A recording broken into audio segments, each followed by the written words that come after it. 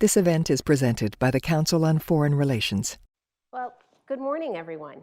Welcome to today's Council on Foreign Relations meeting. I'm Michelle Gavin.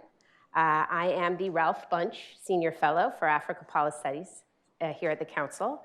And I'm so pleased to be joined in person, which is such a rare treat for us all these days, by South Africa's Minister of International Relations and Cooperation, Dr. Naledi Pandor. The participants in this meeting consist of council members across the country who are joining us online, as well as this small number here in person in New York. So I just want to remind everyone that today's meeting is on the record, and video will be posted to the council website. So Minister Pandor has had a remarkable and distinguished career in public service. She's been South Africa's Minister of International Relations and Cooperation since the middle of 2019. So she's been at the helm of South Africa's foreign policy through some very trying times. And she served previously as Minister of Higher Education and Training and as Minister of Science and Technology. She's been a member of Parliament since 1994, a member of the National Executive Committee of the ANC since 2002, has a distinguished academic background and background as an educator. And we're just very fortunate to have her here with us to discuss South Africa's foreign policy priorities and challenges. So, Madam Minister, if I may start, this week, President Ramaphosa addressed the General Assembly, and he spent a great deal of time discussing the importance of truly global responses to the global problems that we're experiencing, from COVID-19 to climate change. And it's, of course, easy to see how that makes good sense, and it's equally easy to see that the world is on a different path right now. Vaccine inequity is most stark in Africa, where less than 4% of the population has been vaccinated. Of course, the numbers are better in South Africa, but they are still low.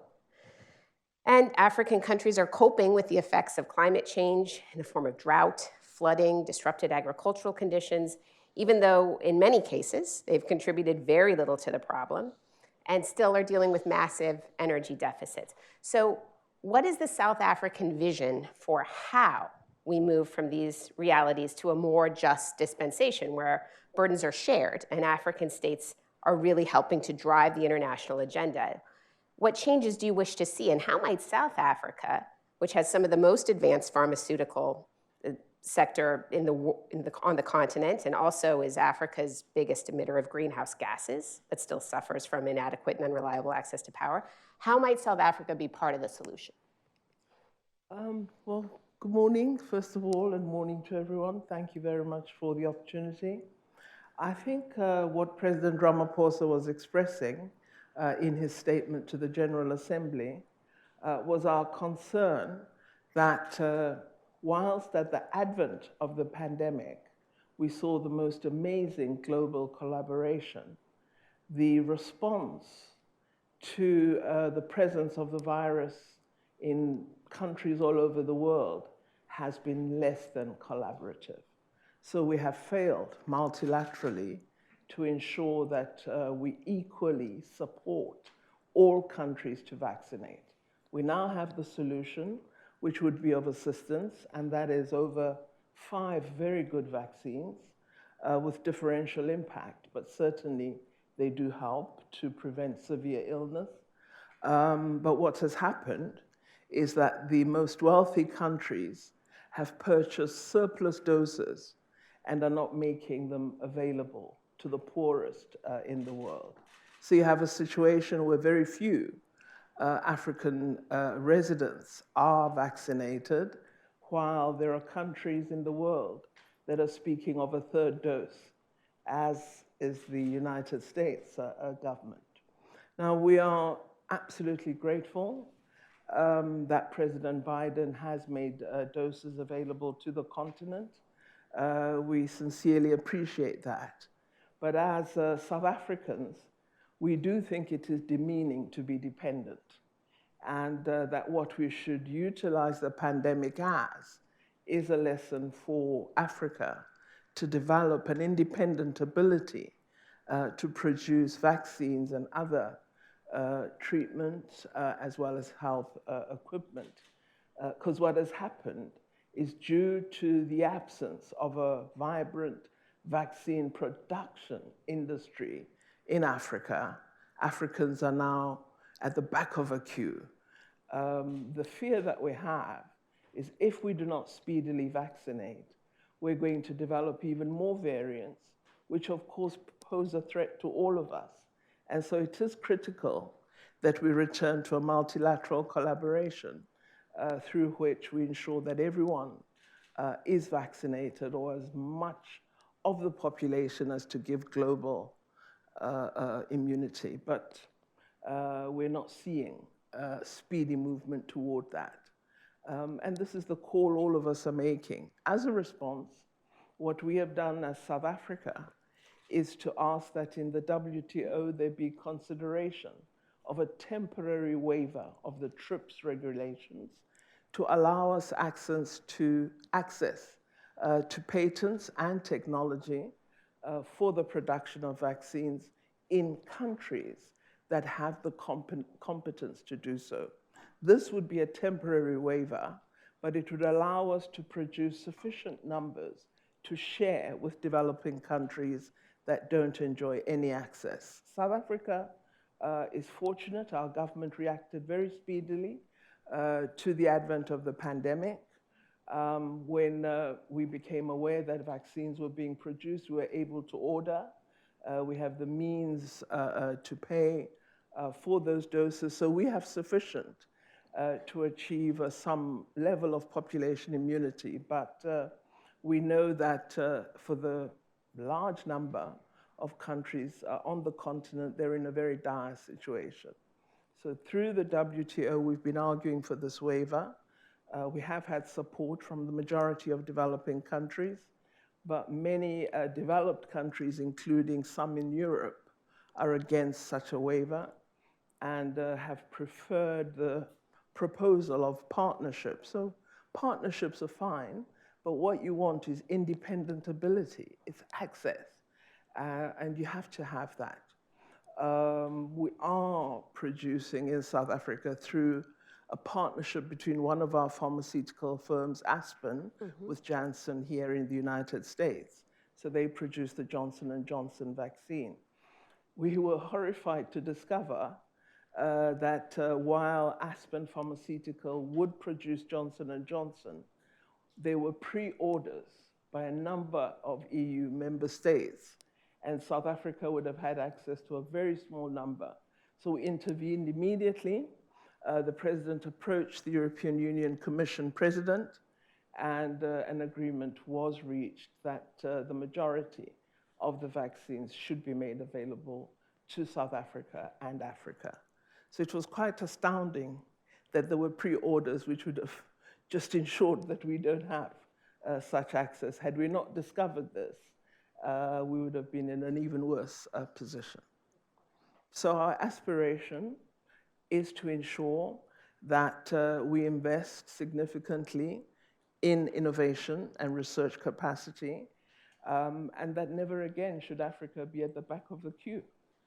It is a very good awakening lesson for the African continent. Many of us have been arguing for stronger investment in science, research, and innovation, and I think our arguments are shown now to have been very good ones. Yeah, it should put some wind in the sails exactly. of those efforts. And with regard to climate change, which your president also discussed and has had devastating effects in Southern Africa in particular, both flood and drought. I know that your government recently set some more ambitious targets for reducing greenhouse gas emissions. But what would you like to see in terms of the international agreement to provide some more adaptation support for states that contributed very little to the problem we're all experiencing? You know, one of the concerns that an African minister might have is that many of our conferences are excellent talk shops where we pass very good resolutions, where countries make significant commitments, but the commitments are not followed by practical action.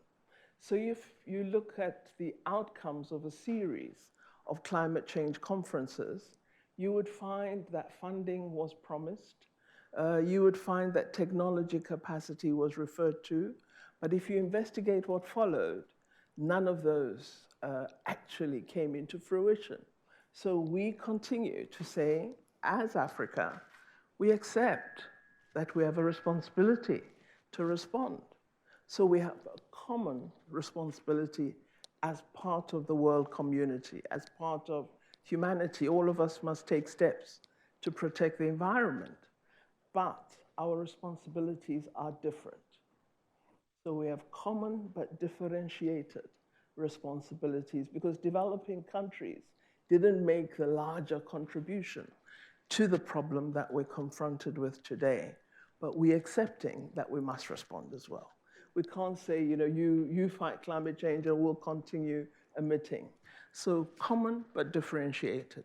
The differentiation means those with means must provide funding support, which has been promised over many, many decades, but has not come forth. So South Africa, we've gone out somewhat on a limb. We are the chair of the Environment Committee of African Ministers of the Environment, and we've been working to develop a common African position that will come to Glasgow later this year. But as the government, we worked very closely with stakeholders, the private sector, labor, civil society, and we've now tabled a very ambitious response by South Africa. The first entry into reducing the high levels of emission in our country is going to be increased use of renewable energy resources, and we have committed to this as government. We also are converting coal energy resources to non-coal, to renewable. We're working with technologists from the United States, from countries in Europe.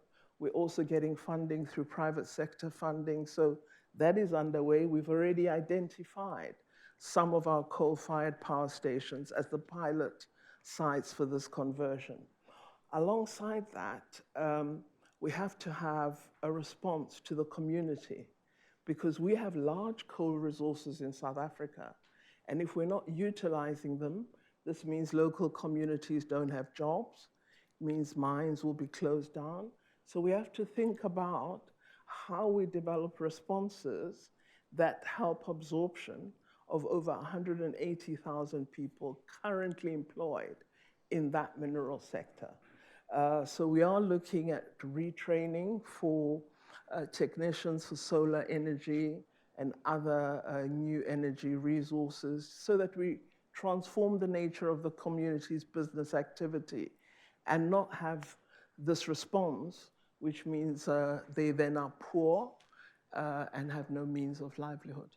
Yes, the common problems that certainly we experience in our country as well. And so I wanted to talk to you a little bit more about some of these commonalities. Like the United States, South Africa has experienced quite a bit of domestic political tension, even some civil unrest recently.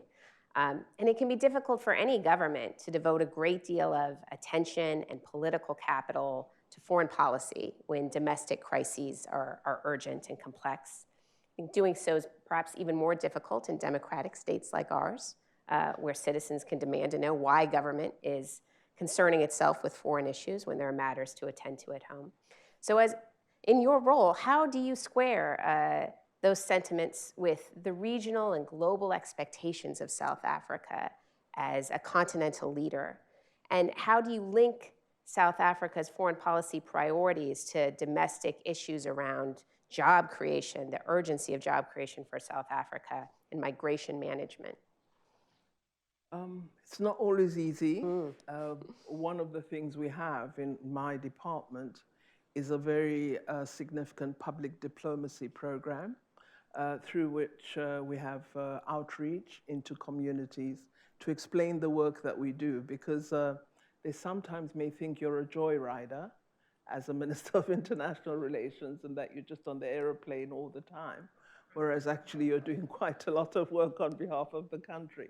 So we do go out into the community, but we also clarify to South Africa that the key policy priority of our government in terms of international relations is Africa and a better Africa.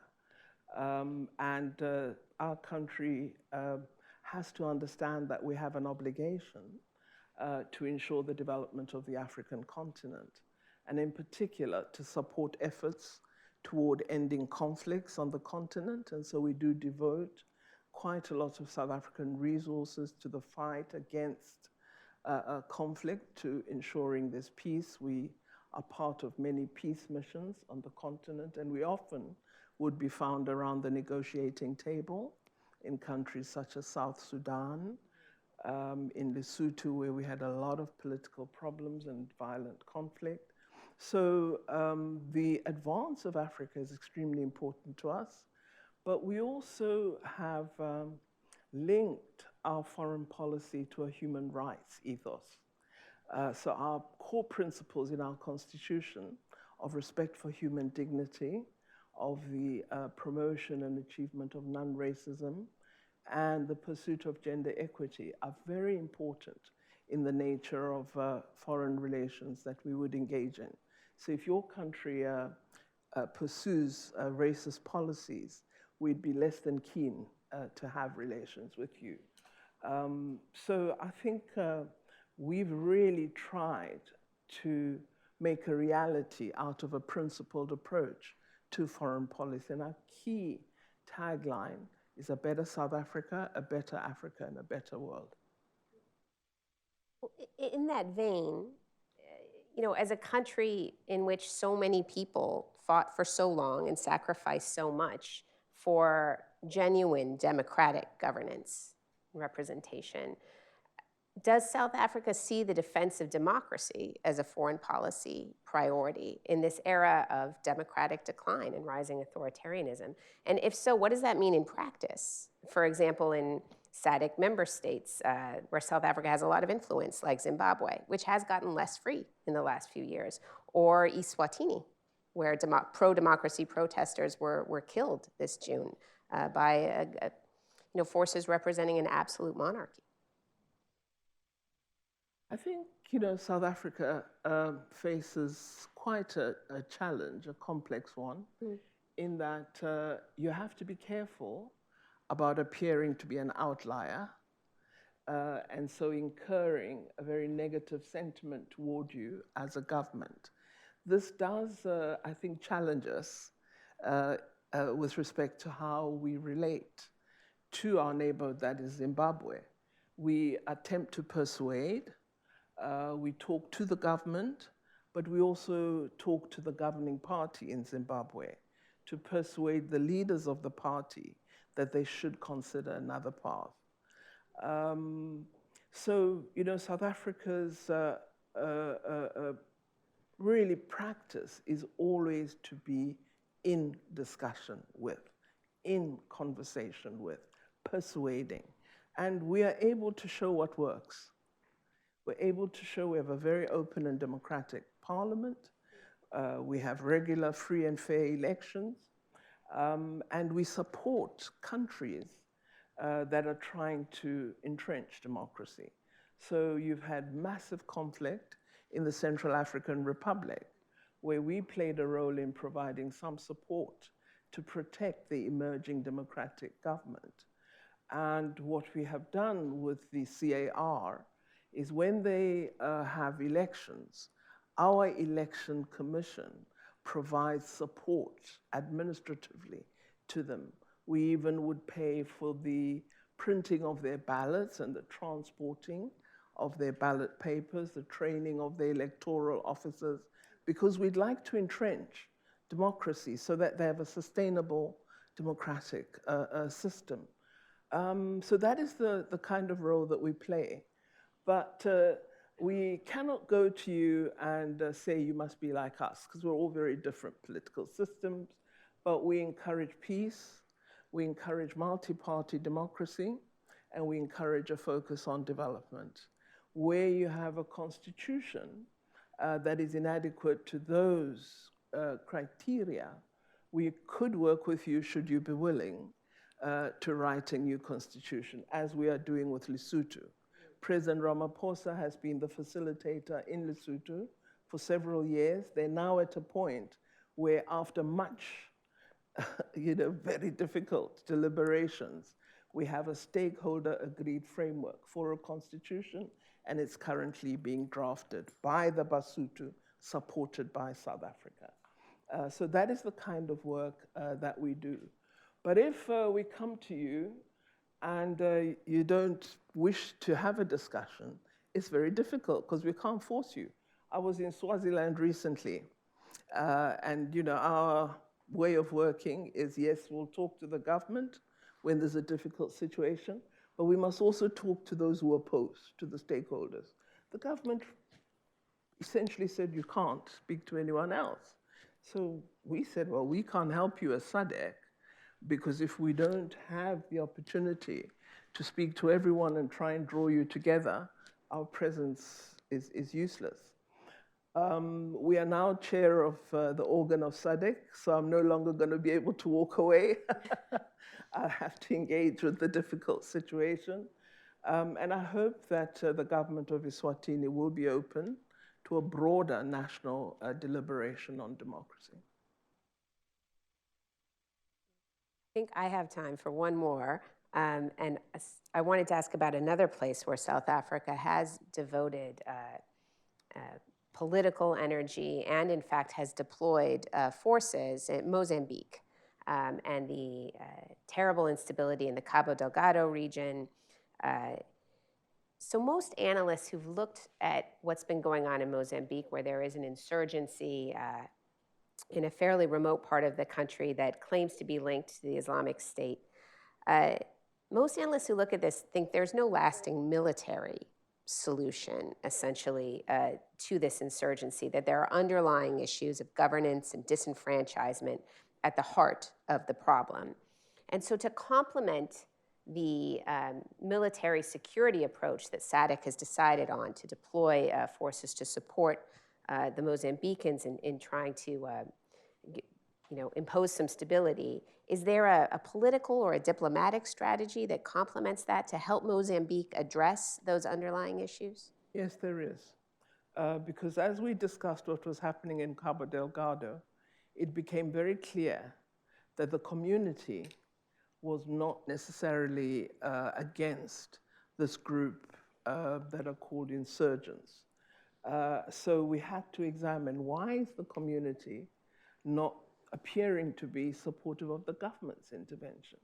And it became very clear that Cabo Delgado is a very wealthy region in terms of gas, a very large gas find with Total and other companies involved in that extraction.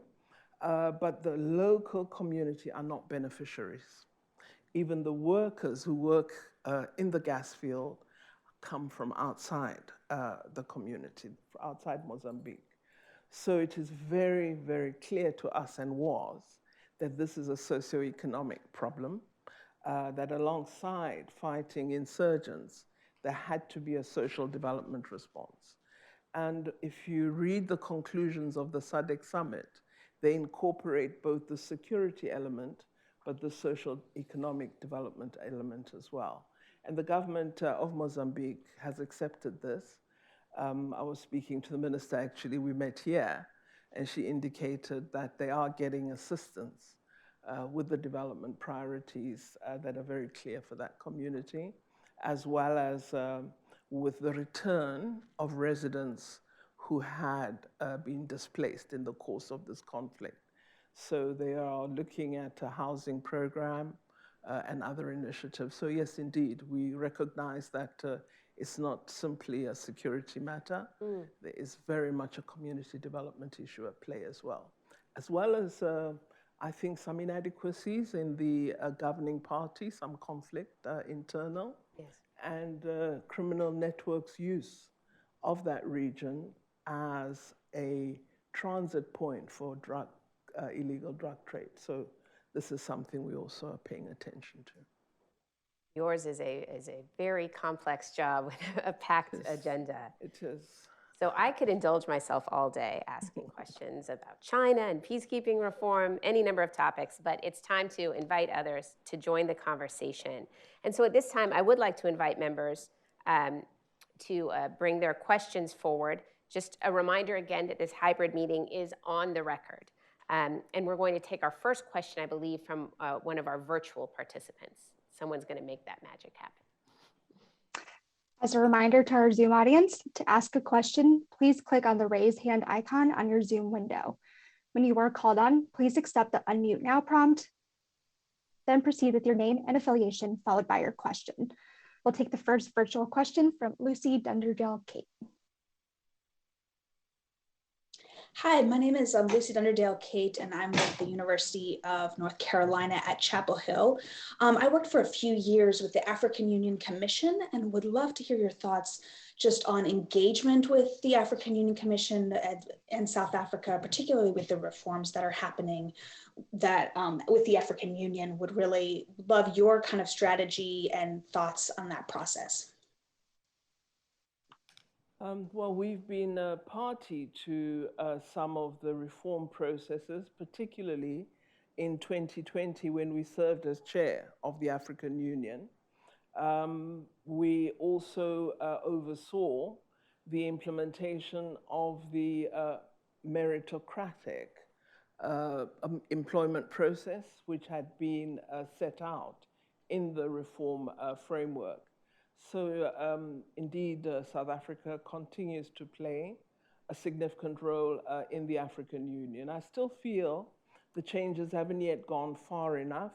I believe the African Union has to do more with respect to having officers that can oversee the implementation of the development priorities that are in the African Agenda 2063. Which spells out what we call the Africa we want. I think much of the implementation is being left to states without sufficient oversight support and the support of policy experts who may assist countries to implement effective programs that reflect those Agenda 2063 aspirations. But there has been change. There continues to be, I think, inadequate financial administrative ability. Some of the accountability measures are rather weak in my view, but I'm a bit of a nasty person in that regard. So perhaps, it's just my character. But I do think we need stronger administrative capability on the finance side. I think some of the costs are just ridiculous. We have to have greater financial accountability because we pay quite a large sum in membership fees as African member states. Nevertheless, the African Union is doing good work. It is growing and maturing as an African continental body. And I think over time, as we get more and more talented young people into the institution, we will see it playing a very significant role. Thank you.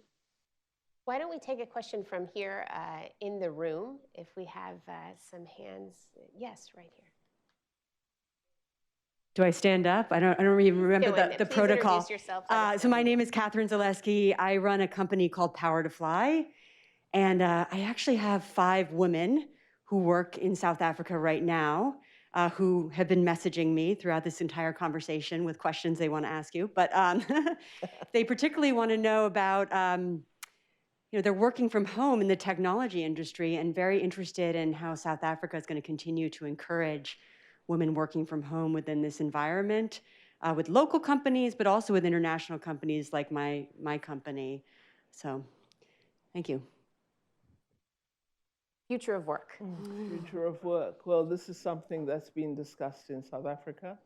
I know that several companies have found the working from home a very useful model following the pandemic, but many workers have not had the tools, the digital tools available to them, including members of my own department, because we had a very poor technology system in our department, and we've had to modernize very speedily. Currently, we've ordered a large number of desktops and laptops, but they have not been delivered. You know why? Because companies have run out of microchips, apparently. So we would want to see more use of digital resources and work from home opportunities for all workers. And it's, it depends on companies, really. They have to make that decision. My own preference is to see you at headquarters, but, as long as you do what we require, I suppose we should permit that to happen. But it makes the workspace a bit of a lonely place.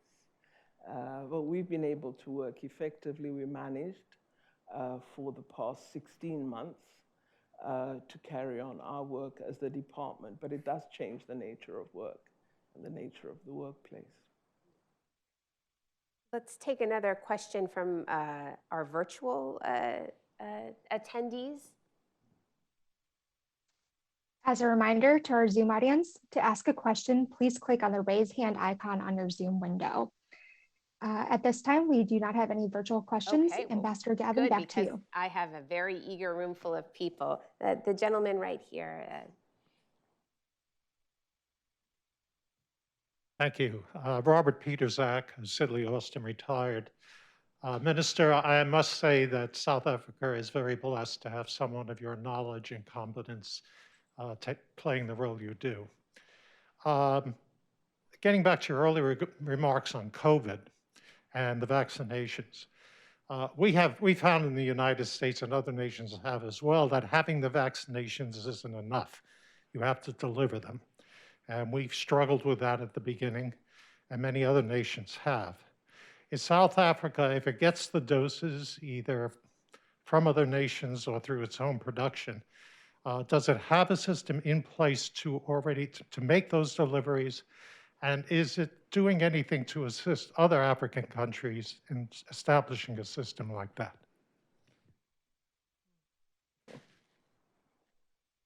Well, with respect to the first part, yes, we do have the system, but we had to develop it. We had to work hard at it because you couldn't use, the ordinary public health system on its own. We've been very lucky, I think, during the pandemic, in that a very positive partnership developed between our significant private health system and the public health system. So that meant we had many more people committed to responding to the pandemic. We've had a similar response with respect to the vaccination program. But added to it, large employers have also set up vaccination offices in their premises.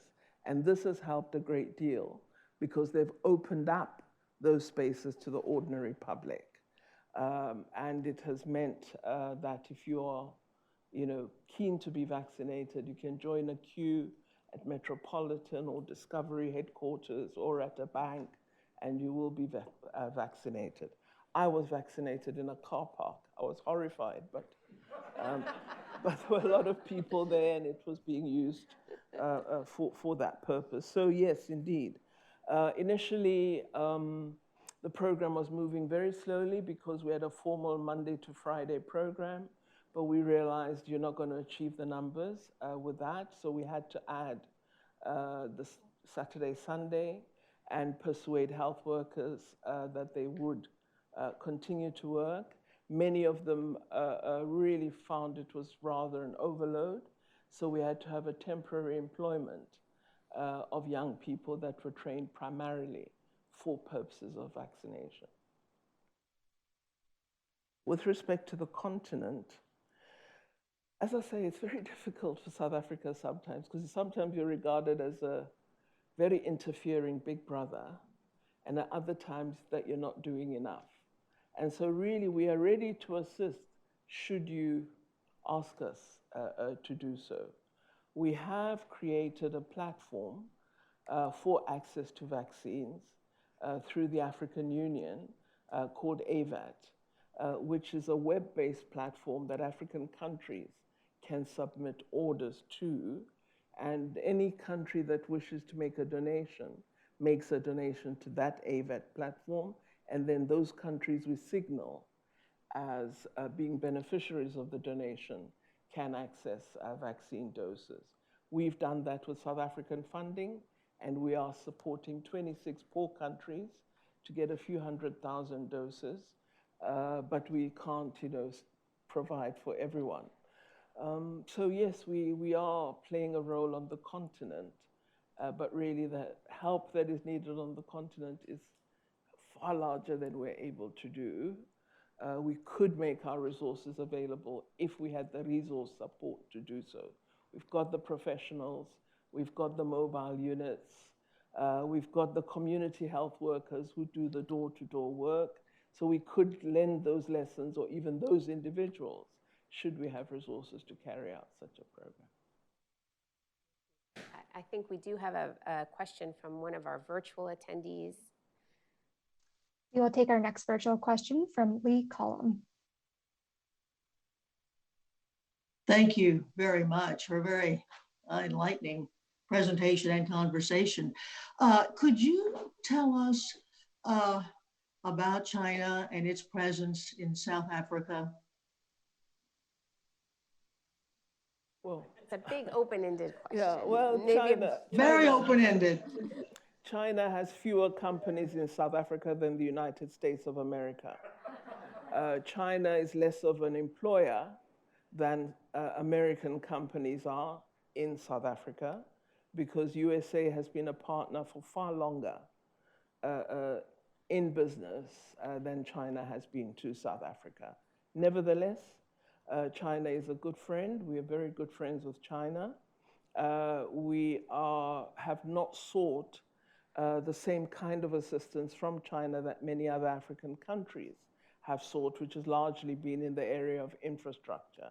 But we have appreciated foreign direct investment by China in our country, because we are seeking to create a larger private business sector, as well as more jobs for South African people.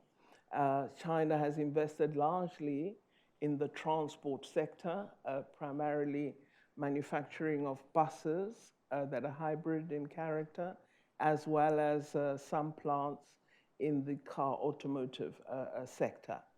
And this is it's welcome. We have some technology companies present. They all act in terms of the laws of South Africa, and we don't have problems. All we hope for is that the United States and China will sort out their business, because they are so big that when they are in conflict, it affects all of us. So we are hoping the two will sit around the table and come to some form of solution on how they collaborate, because they're the two biggest economies in the world, and we want them to settle their differences fairly speedily.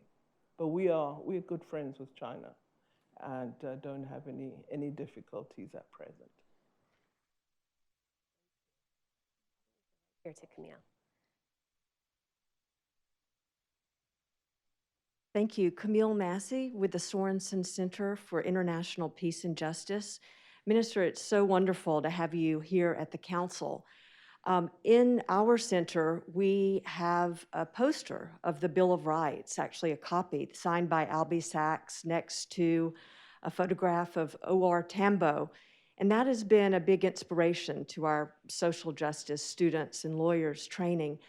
My question is this: as you may know, there are efforts underway to pass a new amendment, the Equal Rights Amendment, 28th Amendment in the United States.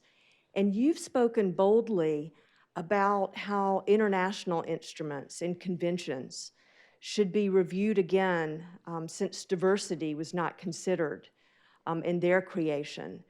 And at a time when this is a tough struggle on so many levels, some bold vision, both on the implementation side and on the instrument side, I think would be welcomed to so many of us. Could you share more of what you have in mind? Thank you. Well, I think our ambassador would be the one who should share some of those thoughts. But what we really, what I was talking about and have made public statements on is the fact that the problems we're confronted with today of diversity were not present when we first crafted the Universal Declaration and other charters that inform our judicial and other systems.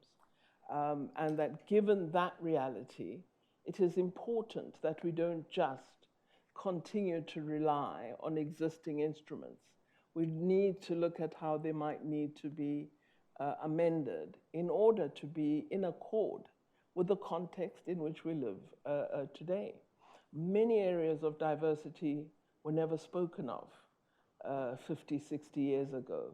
Today, they're a reality that all of us must confront in language, in culture, in sexual orientation, and many areas that I think our grandparents whispered about, but they're a reality today. We never thought in South Africa we'd have a civil union piece of legislation, but we do, and our society accepts it.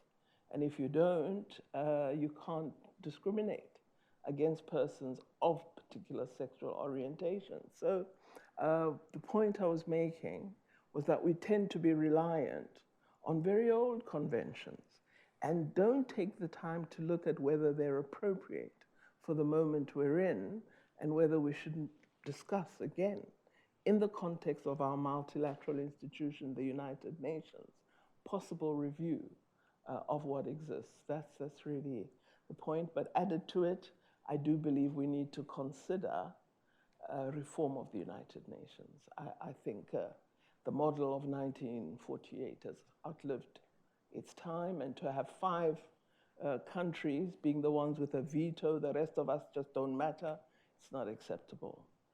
So I do think we need genuine discussions about how we reform the United Nations so that it reflects the democratic ethos all of us support so strongly. Thank you. I think we'll go to another virtual attendee. We will take our next virtual question from Felicia Appentang. Hello, everybody. Good morning. Felicia Appentang from the Africa Center from Madrid, Spain. My question is also a bit of an open one. Right now here in the US, we are in the midst of a really complicated conversation about what American history is and who gets to tell that story.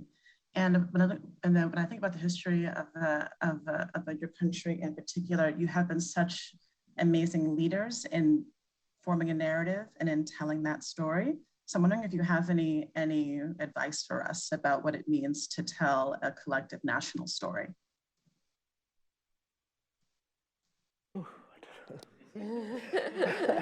Well, I don't know. I think one of the things we've been trying to encourage is for South Africans to get used to writing, to tell their own story. We have a very old political organization, which is my party, the African National Congress. And over time, we've become concerned that we are losing the history of the ANC, of its formation, which was very inclusive, and of the principles it espoused from the beginning about the unity of the people of South Africa. So what we did was initiate an oral tradition program supported by the University of Connecticut, who are very good with archival studies. And we recorded over 220 leaders, including President Mandela. So we have that digital record of the history, and we make it available through various libraries and universities in the country. Many of our people are not literate, particularly the older people in rural communities, but we do encourage NGOs in the literacy sector to work with them so that we do record people and allow them to reflect on their history. Recently, with the pandemic, some of the older people have been telling us about the Spanish flu and the South African experience of it. So I think it's really using civil society. That's another thing I wanted to say when you asked the question about justice and change. that one of the weaknesses of organizations is the failure to organize the popular community. And it's very, very important that civil society always ensures, doesn't rely on an idea, but that we actually organize people to be supporters of an ideal that we wish to entrench in society. So I think, Felicia, we need to encourage people to tell their story. We need to encourage people to write. We need to develop local workshops which gather people together and allow them to share their views and perspectives on society. That's how I might answer that. You also need to look at different forms of publication and different publishing companies, because your established publishing companies are really not interested in the local story. They want one that makes a great deal of money. So you might have to set up smaller publishing houses, and now that we all have access to digital resources or easier access, it is, it's much easier to allow the ordinary person who would not get to a major publishing company. It's much easier to get them to be able to tell their story. Thank you for that. Can we go right here? Good morning, Minister. Thank you so much for coming. My name is Marcus Mabry. I'm an editor at CNN. I was lucky enough to be based in Johannesburg and cover President Mandela as a young reporter.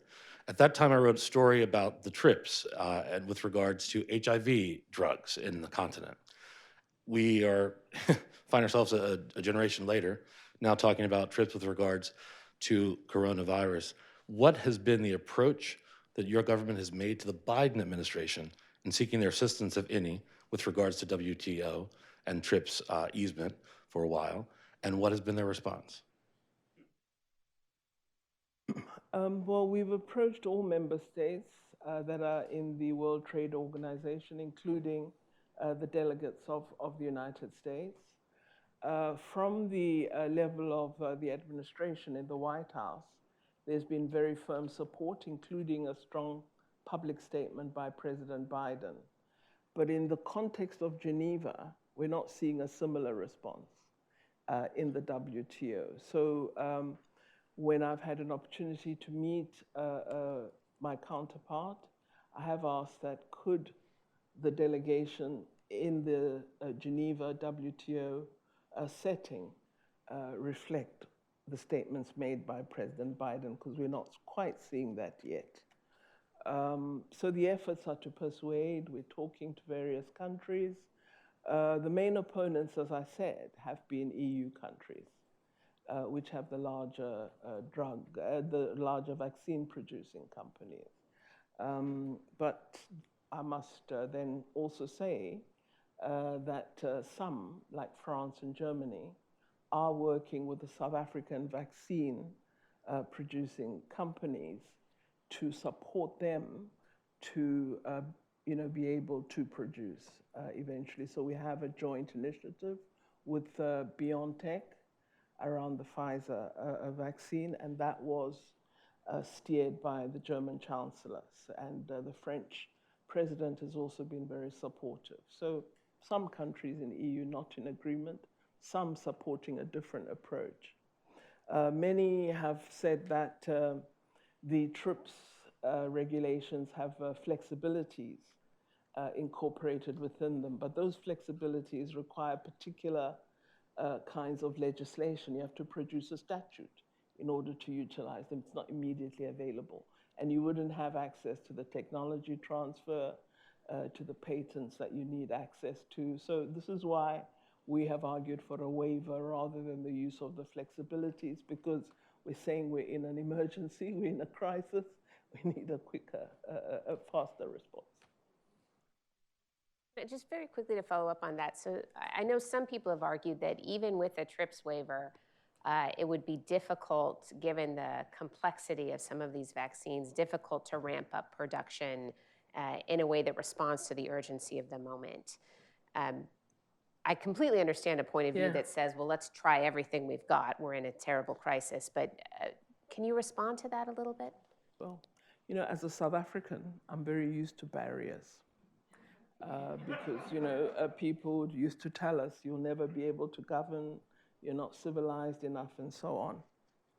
So what we have said to our friends is, if you believe we don't have the capacity, why are you resisting agreeing? Because if we're so foolish, even if you give us that waiver, we're not going to be able to use it. So you would, you know, if you really believed we are so stupid, you'd say, okay, have it, and then see what we do with it. But the resistance is so strong that it means they know we've got the capacity. At least in South Africa, we do. Right here on the aisle.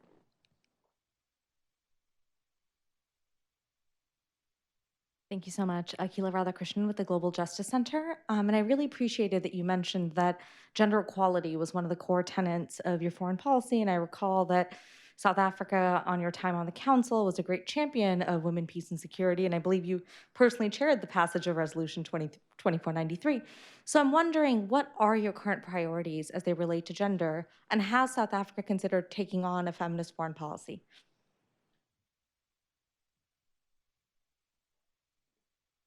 Well, on gender, I should begin with the terrible admission that South Africa has one of the highest rates of gender-based violence in the world. And so combating that is very important in our own country. But the second important priority for us is attending to the financial exclusion of women. This became imperative in the context of the pandemic because we responded with a very hard lockdown, as you would know, which meant all economic sectors were closed down. Government decided 2 would remain open, mining and agriculture, but everything else was essentially shut down. In the course of deliberations about what we do, because companies obviously were suffering loss of income, etc., the government put together a package of support to businesses. Now, what was invisible to the government in framing solutions were those millions of women on the pavement who eke out a livelihood from a so-called informal business. None of us thought about giving them support. We were looking at the big corporations, the medium-sized businesses, the leisure sector, so all the formal established businesses, many of which are not women-led. So this hit us very, very hard as government. And we recognize that one of the things we must attend to is how we actually provide support to those women and that sector and bring them into the formal frame without seeking to regulate them as we do large businesses. So the financial inclusion of women has become a big, not just South African agenda, but an African one, which we are discussing in the continent and looking at solutions for. So that would be an important part. Then, of course, lastly, is we want women to take over politics. We wish to see women in all legislatures. We want to see them occupying positions of leadership. We also believe that given, the existence of insecurity and conflict on the continent, women should be on the negotiating table and should be part of post-conflict reconstruction. And the contribution we're making is we run a very large program training negotiators, women negotiators from all over Africa, including from our own communities. And what was intriguing in the recent uprising that you referred to, where we had massive looting and violence, women that we had trained in the communities in South Africa played a very important role in securing peace. So these would be some of the priorities that we give attention to.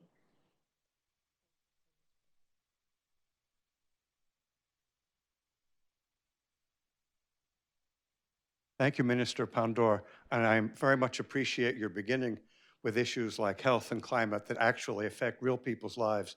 But I'm going to ask about mere politics, and specifically the political pandemic that we have seen this year of coups d'etat. In fact, we narrowly averted a coup in the United States back at the start of the year. But you look at Mali, you look at Guinea, the classic military coup, Tunisia self-coup, and Ethiopia now breaking into civil war. How effective is either the African Union or sub-regional organizations at addressing these through simply talk shop? The phrase that you had used means, what kinds of pressures is the African community able to bring to bear through those talk shop diplomatic endeavors? And when societies require some kind of external intervention to hold together, specifically the peacekeeping that Michelle had alluded to as her would have been additional question, how effectively can Africa provide those kinds of inputs given the resource limitations on so many of its countries? And when you have a hybrid operation with the United Nations, do those who think they're paying the bill in some way or other try to exert too much political control, or do they kind of lay off and say, no, let Africans figure this out, and we're happy to write the check for African peacekeeping? I think one of the things we should not neglect to focus upon is the extensive continued interference in African affairs. Africa has a very rich resource of minerals, and many countries are interested in that resource, and they will go to all ends. Actually, it's quite shocking. They will inculcate conflict. They support different groups. This is well known, but not spoken of very much. And often you find that Africa becomes a theater of conflict between two powers that are not African at all and have really no development interest in Africa. So this is a complication that does need attention, because those powers are very wealthy and they use their money to arm different groups and to then cause this situation of never-ending conflict. And if you examine several countries where there is conflict, you'll find this feature, but we don't give it the studying that we should. Now, what is the standing of our institutions? Maybe I was a bit nasty to say they're all talk shops, because we do have committees and commissions whose focus is peace and security. We have been able, in the African Union, to create a peace and security fund through contributions from all member states, which are mandatory contributions. And should the need arise, we could deploy an African force. But we rely as well on the subsidiary notion of regional bodies having to respond. And you'd have seen ECOWAS has been very firm in its attitude, immediate sanctioning, suspension of membership, and various sanctions in terms of movement and goods and so on. So I think the ECOWAS region is a very strong one and does respond. So we don't just sit there and say there's a coup, we leave it as it is. We do attempt to respond, but in the end, countries must stand up and do the right thing. And the populace must indicate its displeasure, with actions that have been undertaken. We shouldn't and won't recognize any government that comes about through a coup. We only recognize democratically elected governments. But should there be a need to intervene, utilizing the army or other forces, we can do so, as we've done in Mozambique. We've deployed our maritime, our Navy, maritime resource support for Mozambique. We have our army on the ground, some of our forces, special forces, as do 4 other countries from SADC. So those with the means can assist. and do so.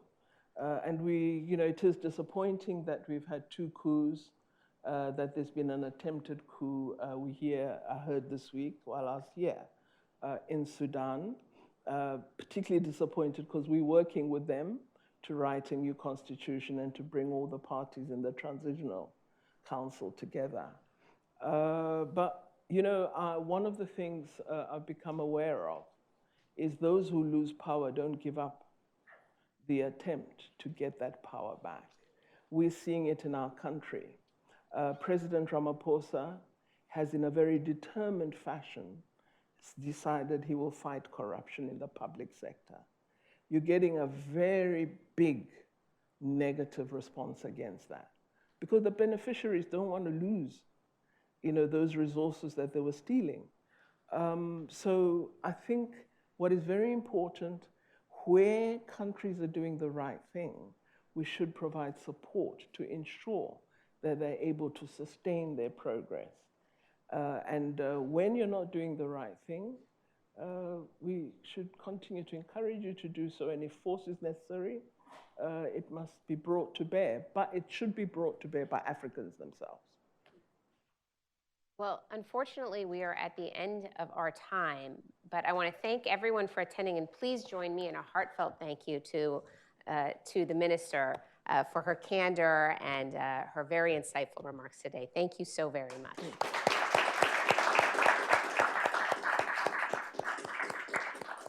For more event audio, subscribe on iTunes or visit us at cfr.org.